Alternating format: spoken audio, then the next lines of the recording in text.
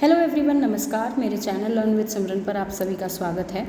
तो आज की वीडियो का जो टॉपिक है वो है दृश्य और प्रदर्शन कला किस तरीके से शिक्षा के अंदर महत्वपूर्ण है। ये मीडिया इन एजुकेशन का एक इम्पॉर्टेंट क्वेश्चन में मैं काउंट कर सकती हूँ।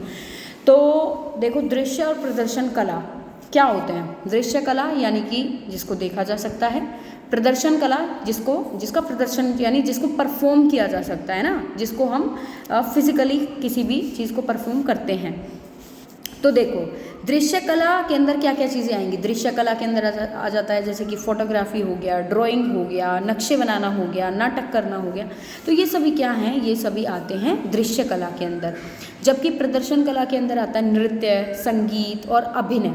तो ये सारी चीज़ किसके अंदर आ जाएंगी प्रदर्शन कला के अंदर। अब ये कला बच्चों को कैसे हेल्पफुल होती है, बच्चों के लिए, ठीक है। तो ये हमें आज पढ़ना है। तो देखो, दृश्य कला और प्रदर्शन कला शिक्षा के साथ अत्यंत महत्वपूर्ण होता है कि भाई शिक्षा के साथ ये चीज़ें भी आपको करानी है बच्चों को। इनको शिक्षा प्रक्रिया में शामिल करने के लिए छात्रों के आत्मविश्वास, अभिव्यक्ति की क्षमता में सुधार होता है। यानी कि जब हम इनको अपनी शिक्षा के साथ उपयोग करते हैं तो उससे बच्चों का कॉन्फिडेंस बूस्ट होता है, उनका आत्मविश्वास बढ़ता है और साथ ही साथ उनकी अभिव्यक्ति की क्षमता कि वो अपने आप को एक्सप्रेस कर सके। बच्चे जो उनका जो भी चीज़ होती है, जो भी उनके अंदर कोई बात होती है, कोई भी भाव होता है, उसको वो बता सके उभर के। उस चीज़ को ये डेवलप करता है, उस चीज़ का विकास करता है। इसलिए एक शिक्षक के रूप में हमें ये सुनिश्चित करना चाहिए कि हम अपने छात्रों के जीवन में दृश्य कला और प्रदर्शन कला का विस्तार करते हुए उनकी समृद्धि और सफलता के लिए सहायता प्रदान करते हैं। यानी कि इसलिए अगर आप एक टीचर हैं, ठीक है, या अगर आपसे एक सवाल पूछा गया कि भाई क्यों आप इस चीज़ को अपनी एजुकेशन में यूज़ करोगे, क्योंकि ये बच्चों के अंदर आत्मविश्वास बढ़ाता है और बच्चों की जो कला होता है, जो उनकी शक्ति होती है, जो उनकी क्षमता होती है, उस क्षमता को भी ये बढ़ावा देता है, ठीक है। अब दृश्य और प्रदर्शन कला शिक्षा में बहुत महत्वपूर्ण है। इनका संबंध शिक्षा और सामाजिक विकास से होता है कि जो बच्चों का सोशल डेवलपमेंट होता है वो इन्हीं चीज़ों से होता है।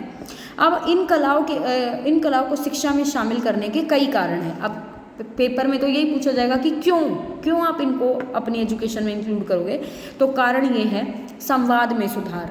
जब बच्चा किसी कला का पार्ट होता है, ठीक है, जब वो स्टेज पर जा करके कुछ एक्ट करता है, जब वो कुछ ड्रॉ करता है, ठीक है, या वो कोई भी चीज़ कहीं पर भी पार्टिसिपेट करता है, तो उससे क्या होता है, उसके थॉट्स की क्लैरिटी बढ़ती है, ठीक है, उसकी जो सोचने समझने की जो शक्ति होती है उसका विकास होता है, जिससे कि बच्चे के संवाद में भी सुधार होगा। जब वो बात करेगा तो वो अच्छे तरीके से अपनी बातों को रख पाएगा आत्मविश्वास के साथ, ठीक है।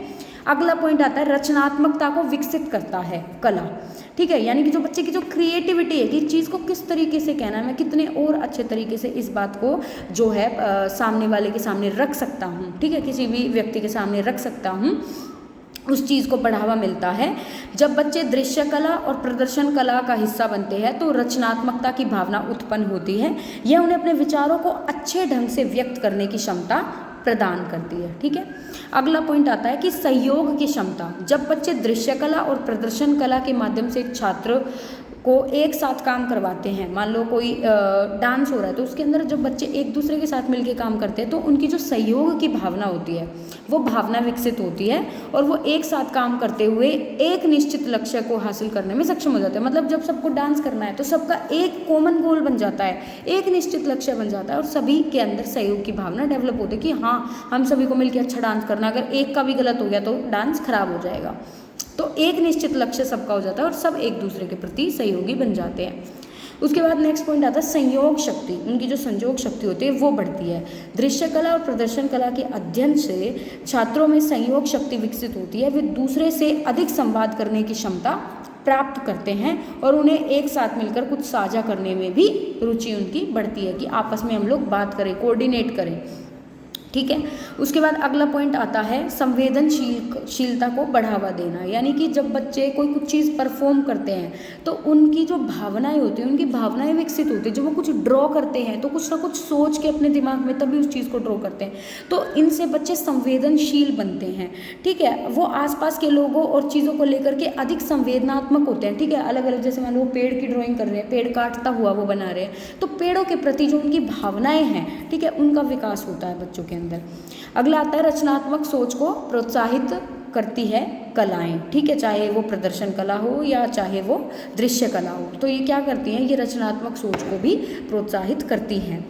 किस तरीके से प्रोत्साहित करते हैं, वे नई नई अलग अलग विचारों को व्यक्त करते हैं, ठीक है, अलग अलग टॉपिक्स पर बात करते हैं, अलग अलग गानों पर डांस करते हैं, अलग अलग गाना गाते हैं, अलग अलग ड्राइंग करते हैं, अलग अलग फोटोज़ देखते हैं। तो उससे क्या होता है, उनका जो सोचने समझने की शक्ति होती है वो भी बढ़ती है, ठीक है, तो उनकी रचनात्मकता का विकास होता है, ठीक है, सोच का विकास होता है बेसिकली। तो ये कुछ पॉइंट्स थे कि दृश्य और प्रदर्शन कला किस तरीके से शिक्षा के अंदर महत्वपूर्ण रोल निभाती है, ठीक है।